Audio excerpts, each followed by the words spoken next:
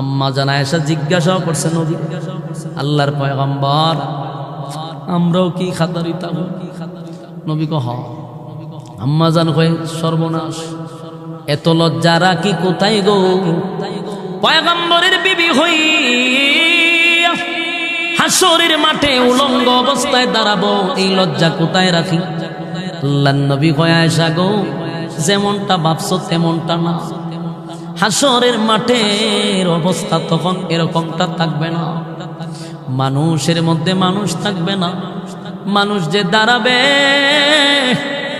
মানুষ যে আকাশের দিকে উপরের দিকে তাকাইব, 50,000 বছরের ভিতরে তা একবার নিচেও তাকাবে না।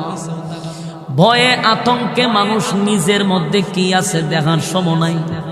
সে কি কাপড় পরছে না কাপড় ছাড়া নিজেরই তো সে একবার দেখবে না, আবার অন্য দিনের দিকে তাকাইব, এই সময় নাই।